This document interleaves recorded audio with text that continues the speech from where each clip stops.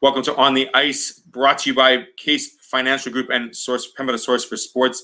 Today's episode, a special one, dear to my heart, only because I've grown up with this person through high school. I've watched her career for the last 25 years, not only as a member of Team Canada, not only a member of the Harvard female hockey prep team, but also an ambassador to hockey all over the world, internationally, North America. Her position now with the Islanders. She's based out of Toronto. She's been home taking care of her family, 3 wonderful little children under the age of 4.5, and she still manages to do everything and anything her heart desires. Ladies and gentlemen, boys and girls, please welcome on the ice, Jennifer Botterill.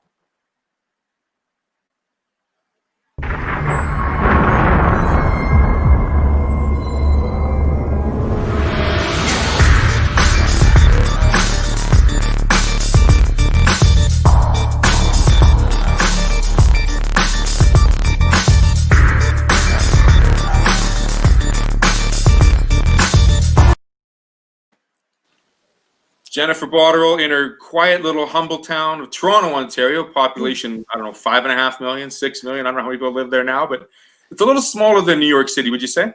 Yes, it is. And we're in the suburbs, so we're west in Mississauga. But we're in the GTA.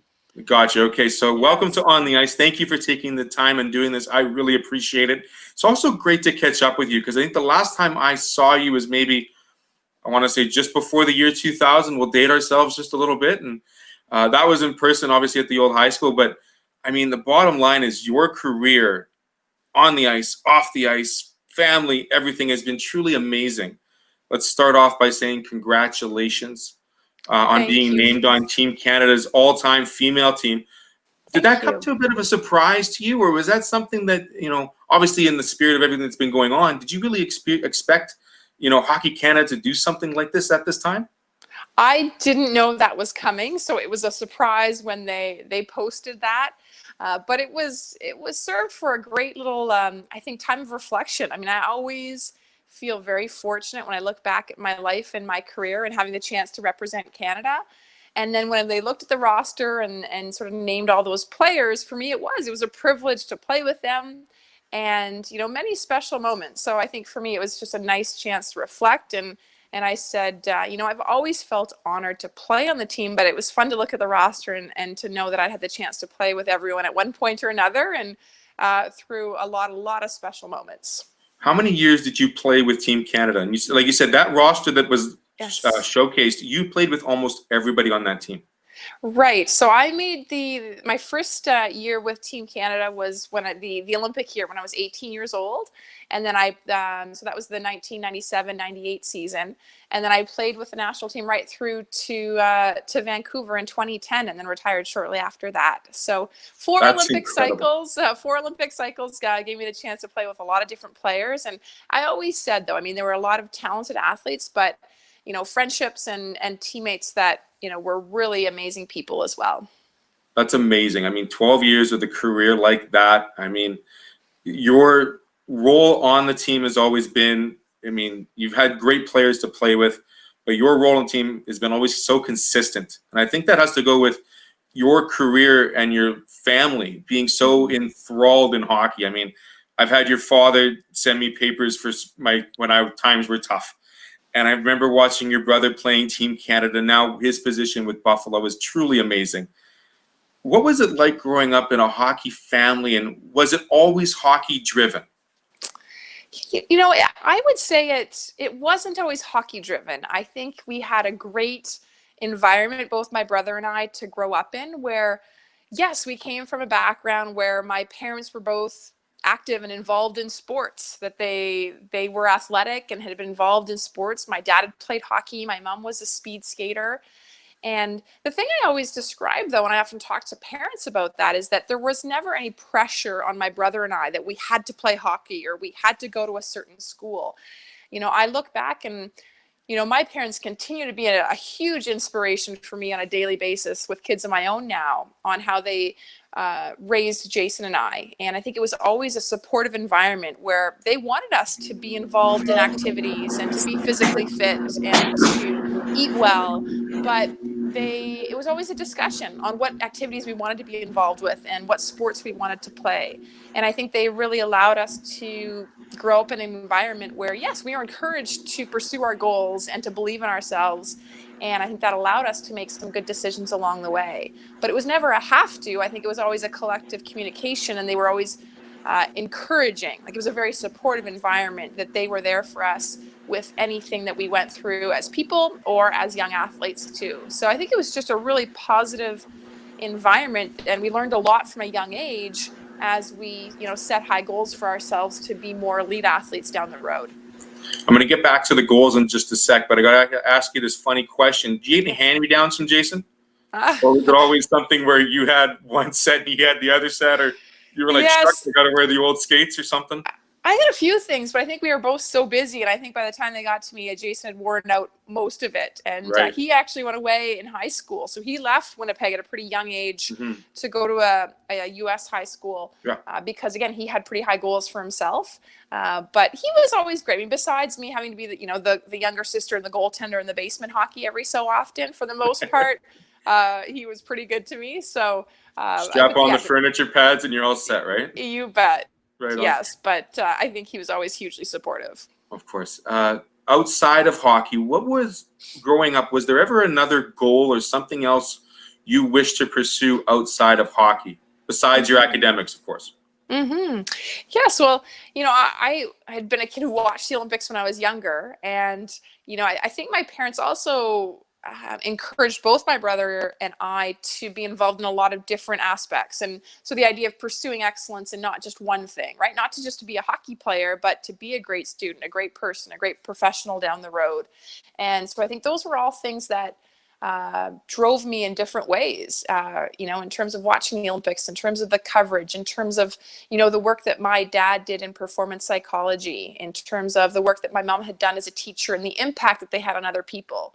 So I think that was something that, inspired both my brother and I on how we wanted to live our lives. And if I look at my career now and different avenues that I'm involved with, whether it's keynote speaking or broadcasting, or running a high performance center, a lot of them is thinking, well, how can you have a good impact on people around you, or, captivate people in a certain way to make things more engaging. And I think that's something that we learned from a young age from our family. Speaking of a young age, I mean, going through high school, you went to a pretty prolific high school here in Winnipeg. We both did. You also then decided to go to, if not the #1 academic school in the United States, at Harvard. Was it always Harvard, or was it something else? I mean, your brother went to Northern Michigan, correct? It's Michigan University. Michigan University, right. Michigan. So he went to Michigan, so he was a Wolverine. Was it ever something you wanted to join him, or was it something you wanted to blaze your own trail and go to Harvard? I mean, Harvard, you lit the lamp. You did fantastic in the classroom. You were obviously put into the rafters as well there in the last couple of years. How did you go from Ravenscourt to Harvard? Well, I mean, SJR was a great development experience for me as a young person, as a young student, and as a young athlete, in terms of, playing on a lot of different high school teams there. And also they encouraged great academics. And so I remember, when I had goals of going to the Olympics, and I was looking at some different schools, and it wasn't always Harvard. I had explored some different options, but that one certainly had a draw for me. And when I narrowed it down to a few final choices on where I wanted to go to university, I mean, Harvard was one of the top 3. And when I was on my visit there, I remember calling my parents from Harvard Square and saying, I think this is the spot for me. I could see myself being so happy here. And it was an amazing experience. And I always admired my brother. I think we just had, there was a few differences in our paths where he, Michigan was an amazing fit for him with the hockey and the academics. I mean, he was a great example as well of, he always won All-American academic awards along with being one of their best players on the ice as an athlete. People, I got a sense for the environment there when I went on my visit, and the way I would describe it, people were pursuing excellence in so many different ways there, right? Talented in so many different, not just in athletics, but academics and arts and music in so many ways. And that was something that was hugely motivational for me. So when I had the chance to attend, I thought it would be a pretty special place to spend 4 years. No doubt. We're going to take a quick break, but before we do, I got to ask you this last question. When I say the words time management, when did you develop your own time management skills, and how important is it for student athletes, especially knowing that they have goals in the classroom and in their perspective sports arena? Hugely important. And that was something that I think I was forced to learn, or had to learn at a young age, even attending SJR, with managing, playing different sports, having a school and teachers with expectations. And also, as you know, we had high goals for ourselves to perform well and to do well at school.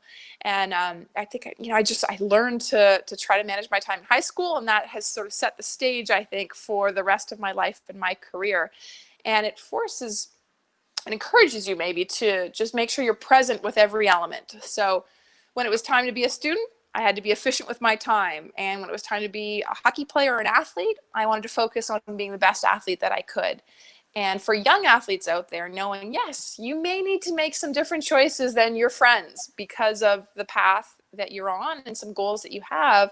But that's also a privilege. If you have the opportunity to play sports and to be engaged in that, it really has the potential to set you up for a great life in many different ways. And I look back at people I played high school sports with or youth hockey with, and we all have different paths, but I think we look back and feel very fortunate for those experiences that we had at the grassroots level.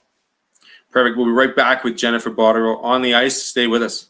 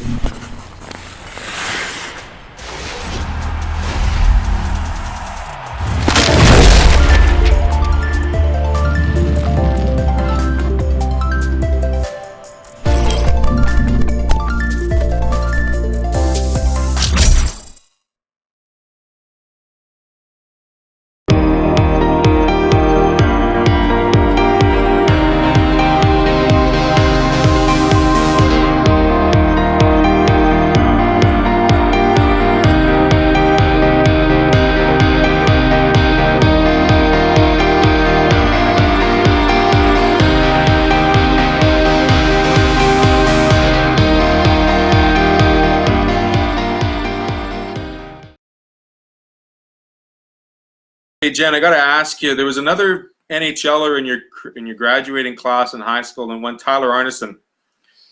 Did you and Tyler ever talk about playing in the next level, or did you guys ever have conversations? Did you ever have conversations like that at such a young age, or was it just something you just knew what you were onto and you just kept rolling to your goal? I think pretty brief. It was always a little topic of discussion, knowing that he was, very talented and that we both had aspirations to go on and play well. But I think in high school too, that you stick to your pretty core group of friends in some capacities. But yeah, I think in passing we had some conversations, but at that point you still didn't know exactly what the future was going to hold. But yeah, some discussions on, how things were going, or sort of next steps that we were looking forward to in our careers. Sure. You were not only a great hockey player, you were a fantastic basketball player, if my memory serves me correct. Do you still play ball, or is it something you kind of taken away from the wayside? Oh, well, it was a great sport for me. And at one point I was trying to decide if I wanted to pursue basketball at the university level and go to try to make the national team in basketball. But hockey quickly became my favorite sport. So besides, we have some little small basketball nets in the backyard for the kids, or, a basketball net out in the court in our neighborhood. That's about the extent right now of my basketball career. Okay. But I did play for the provincial team in Manitoba, and it was I think a huge, stepping stone for me learning as an athlete to play and represent our province in the sport of basketball. Quickly touch on the importance of cross training in sport. When you look at, playing, obviously, hockey's become, and especially in Canada, a 12-month sport. But how do you integrate other sports so that your hand-eye coordination, your other skills are becoming more proficient with playing other sport? I continue to be a big believer that a variety of sports is so beneficial for people. That was the experience that I had growing up. and it taught me a lot in many different ways. And I'd like to continue to see kids do that. And it's tough because sometimes now they feel such pressure at a young age to pick one sport. But hopefully kids can understand the benefits of being a well-rounded athlete. And if you look at many elite athletes, whether it's the professional stage or Olympic level or national team level, provincial level, many of the top athletes really are great general athletes, not just in their one sport. And so I think there are many benefits to becoming a more well-rounded athlete with potential for a more sustainable career if you have the chance to get involved in at least a couple of different sports. So that's something I've continued to encourage with my communication, and I've seen the benefits with a lot of young athletes. Especially when you have young kids, you don't want them to be just hockey players, right? You want them to know how to play other things. Of course. Yeah. And that's what encouraging families and parents to have that discussion, to say, no, when your child is 5, 6, or 7, you don't have to choose the sport. Try to get them involved in a variety of activities that can be continued for much of their life. And that will give them the groundwork to make some great decisions for their lives down the road, in sport and in school, and eventually in their careers. It gives them a great base to grow from and develop from. Absolutely. Okay. My favorite part of the show, remember when and where. Are you ready? I think so. Okay. 3 gold medals, right? Yes. When was the silver one doesn't get as much love. Well, there's 4, because 4 medals in total. Okay, so do you remember what it felt like stepping on the ice in your first Team Canada game? Yes, I do. I still get chills when I think about being in the locker room and seeing the jersey, the Canada jersey and the family name on the back. Very special for me at that age to be, still a teenager and having the chance to represent my country. And I'm pretty emotional to begin with. So yeah. That was a very special moment for me. Do you remember what it felt like having that first gold medal go around your neck? That one was amazing. And looking back, it was in Salt Lake City for the first Olympic gold medal. And it's a little bit of a whirlwind, but we remember, it's such a celebration around the ice. It was a close game. We won the game by 1 goal, and it was a year where we had lost to the U.S. 8 times before we finally beat them in the gold medal game. But I always describe that moment. It was the same from that first Olympic gold medal that we won to the third one that we won in Vancouver, that when you stood on the ice and you saw your teammates, like the best was to see your teammates getting their medals, and you knew that we each had helped each other at some point. Like it was by far, the Olympic process is tough and demanding and exhausting, but incredibly rewarding. And we always felt like Canada was, right there with us, when we were getting those gold medals. And so from the first in Salt Lake to Torino to Vancouver, that moment on the ice it still gives me chills. And we're fortunate as hockey players. It's right on the ice after the game. The buzzer sounds, and moments later, you're on the ice waiting to receive your gold medal. I mean, that's a moment that I had dreamed about from a young kid in Winnipeg. How impressive is he win 3 in a row? I mean, you steal you don't steal the one in Salt Lake, but I mean, you win the one on U.S. home soil. Mm-hmm. You go to Italy, then you come and you win the one in your home soil. Mm-hmm. Does that mean a lot as a program of excellence, and the group of players you had? It's a pretty solid group. I mean, talk about that and how that transition has gone from, the power of Team Canada then through up until 2010, and now the power has kind of changed a little bit in the current time. Why do you think that's occurred? Is it because the game has become more global, or is it because there's just more talent now in other countries? I do think the game has continued to grow and evolve and have more competition. But if you do talk about winning those 3 gold medals in a row for the Olympics that I was a part of, it is a reflection of the character and the quality of people. And that's where, right off the top of our chat here, I talked about them announcing that all Team Canada. And it was, about being great people and not only talented athletes. And I think that's an example where, yes, we were hugely excited and thrilled to win that gold medal in Salt Lake, but it was always about trying to do more, to be even better. So for the next 4 years before the next Olympics, we wanted to get better in every capacity, to elevate our game and to bring out the best in the people around us. And I think that's a reflection of character people and saying to be resilient. And, from a grassroots to elite athletes, that's something I encourage, to believe in yourself, but to know it's tough. You do have to be resilient. There are a lot of tough moments, physically, mentally, emotionally, very demanding at times, but it's having that end vision and to say, oh, if I'm in this pursuit of excellence, I'm going to have ups and downs, but getting to that end result. And so if you look at those 3 gold medals, I think that serves as, it was a thrill to do that for our country. It's a reflection of the character and the talent on the teams that I played on. Let's fast forward to today. Well, not today, about 3 months ago, March 11th, last time the NHL set foot on ice or set skate on ice. Where were you when that happened, and how quickly were you able to get home? Or were you home already? Yes, I was fortunate that I was home already. I had done a couple of broadcasts earlier in March down in the U.S., and I had done some for the Islanders, and then the last one I did was an all-female broadcast as well for International Women's Day. Yeah. So I was fortunate that I was back home, but for everyone, it's just been such a change in our lives, and really, I mean, every day puts it in perspective in terms of making our health a priority. And it's difficult because it's so different from anything we've all experienced before. And for me, my days right now are different, but I have 3 kids to take care of, so it still takes a lot of energy. But I'm hopeful that, everyone that loves sport and sees the benefit, that we're hopeful that we'll get back to that eventually. What that time frame looks like, I'm not sure, from grassroots to professional hockey. Yeah. But I know it's something that I think we all value, and it's also been an example of how much I think it means to us in a lot of different ways. Absolutely. Sport means a tremendous amount to a lot of people, even if they don't follow sport 24/7 like some of the big broadcasting groups do. But I mean, even to have little Johnny and your kids involved in sport without other friends is hard to believe that that's actually occurred. And it's been difficult, I think, for everybody. The plans are into play. What are your thoughts envisioning, what's happening here? Do you like the 24 format? Do you like the fact that there's going to be teams? I mean, it's going to be a smaller lottery group. The Jets are in, the Leafs are in. Do you think, do you have your favorite team in there? Do you still root for the Jets?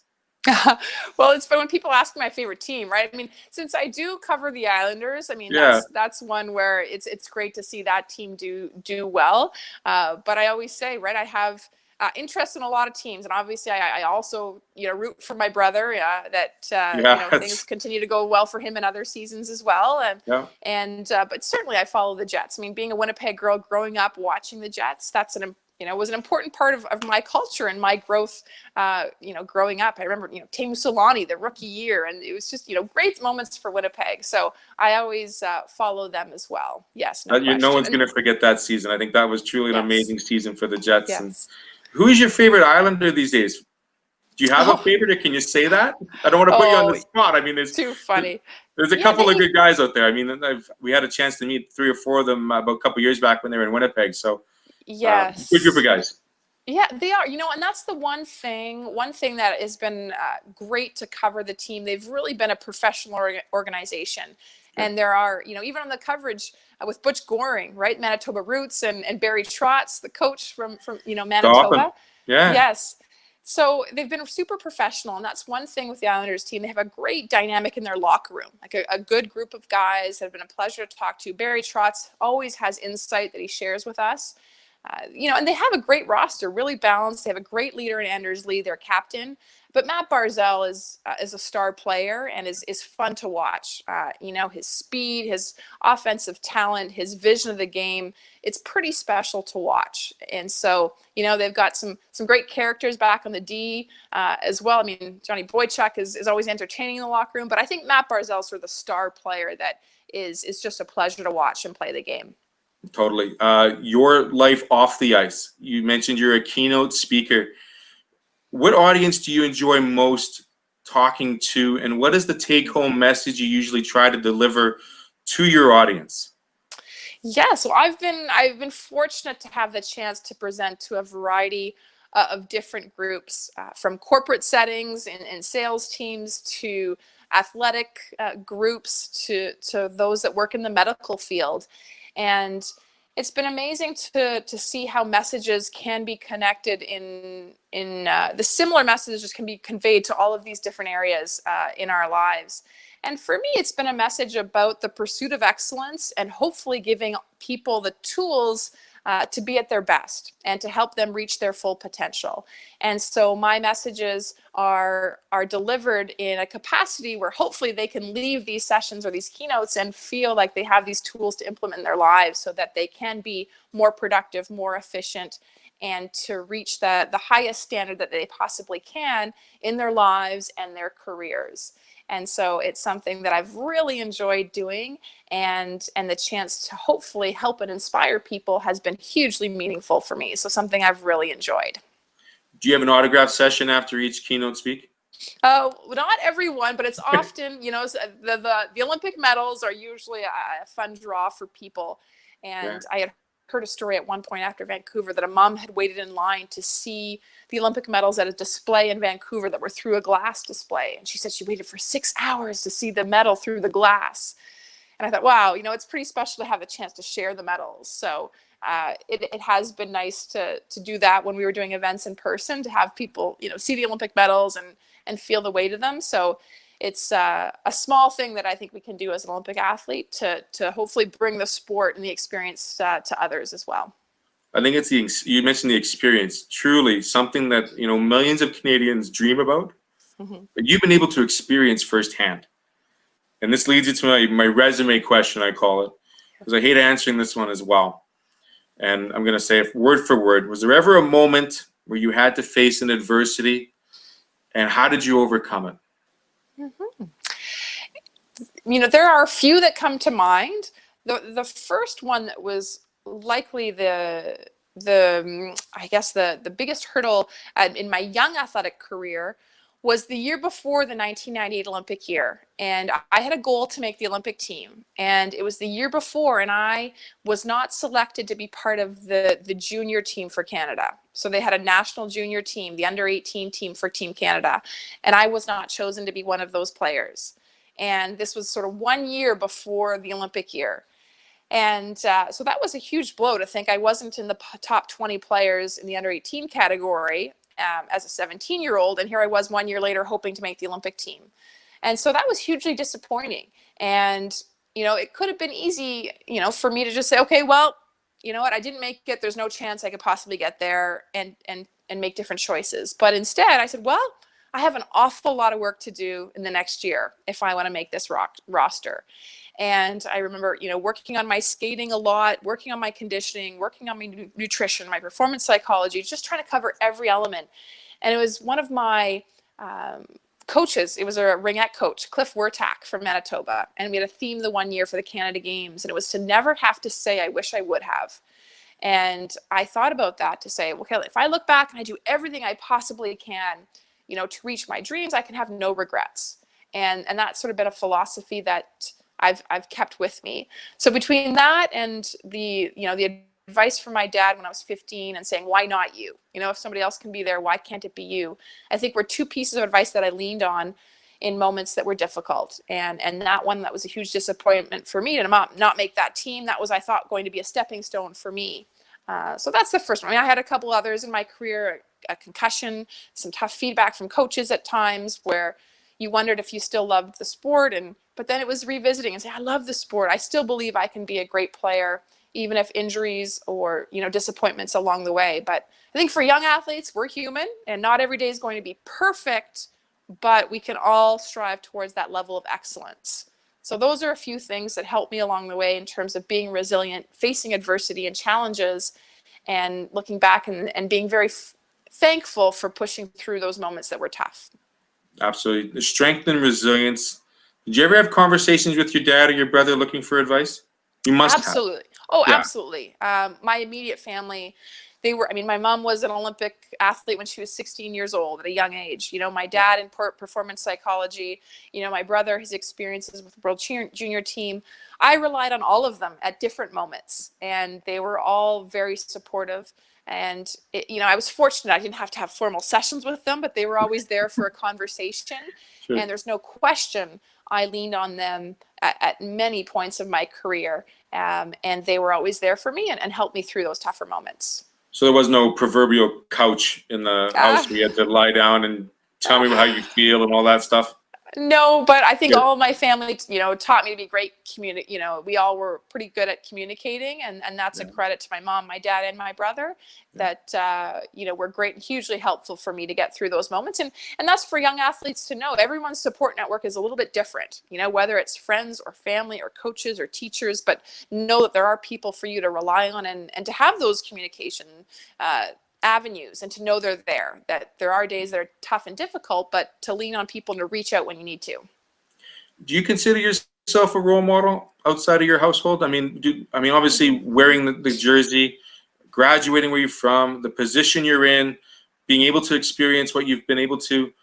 What is the most rewarding, if is there a rewarding piece of being a role model, or is it just something you humbly do on a daily basis? It's a huge privilege, and I think many of us that had the chance to represent Canada in a variety of different sports, whatever you competed in, I think that's something as Olympic athletes, as national team athletes, we all take a lot of pride in.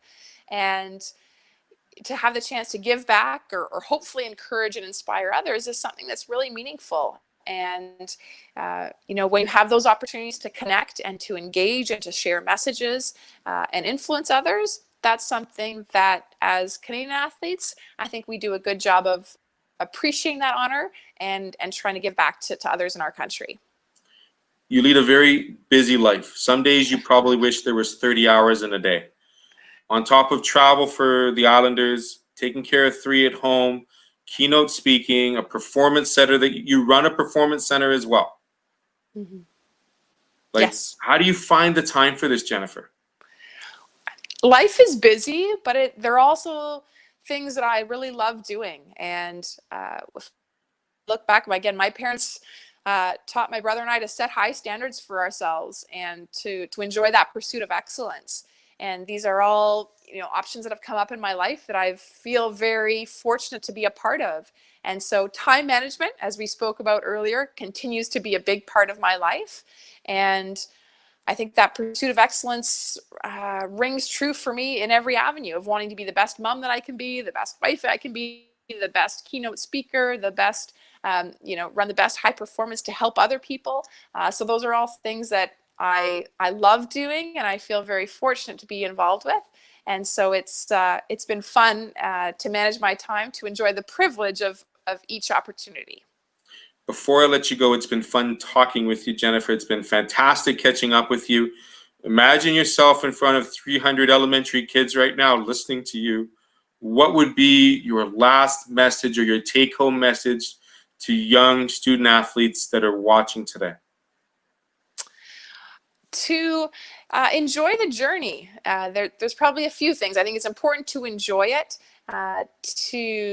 To believe in yourself is hugely important. And whether those young people's, whatever sport or activity they're involved with, to make sure that you believe in yourself along the way. And the third thing is that there will be days that are tough and demanding. And so to be resilient along the way. So I would say it's important to have fun, enjoy your friends in the sport, set those high standards and believe in yourself along the way, and to know that there will be times where it's difficult and it takes a lot of hard work, but it's all worth it. So those are probably the 3 things I'd share. Jennifer, I want to thank you so much for your time. I know you've got a crazy busy schedule. You've got Google Classrooms to do with your 4.5-year-old, you said. So that's Yes. technology at a young age. What is your thoughts on that? Do you think is it necessary at the pre-kindergarten level, or is it something that you just kind of shrug your shoulders and say, all right, I guess the teacher wants to do this? Or Oh, you know what? We've been fortunate. I feel like my oldest was quite excited for her classroom phone calls, and her teachers have been great at, engaging with her, communicating back and forth through these different online avenues. So my 4.5-year-old, she's really enjoyed it. So it's a credit to those teachers that are being creative and finding ways to engage kids at a young age. And it's different for everyone, but my daughter, I mean, she's seen me do quite a few different platforms of video conferencing. So she was quite thrilled to do her own. And she's continued to, I think, learn and thrive. So that's a credit to all these teachers that are doing a good job. Shout out to the teachers, the frontline workers, the moms out there, the dads out there taking care of the kids. Jennifer, again, thank you very much for your time. Have a great rest of the day. Okay, great to see you again. Thanks for the conversation. Maybe I'll see you in Winnipeg in the fall. Are you planning on coming to a little dinner time or no? Well, we'll see how everything turns out in the next while. I'm hopeful. Absolutely. I always love getting back. Of course. Great. Jennifer Botterill, Team Canada, mom, keynote speaker, you name it, she does it. If she could put 6 more hours in a day, she would. Thank you again. Thank you. So that was our chat with Jennifer Botterill. We'll be right back with a wrap up here on the Ice Show.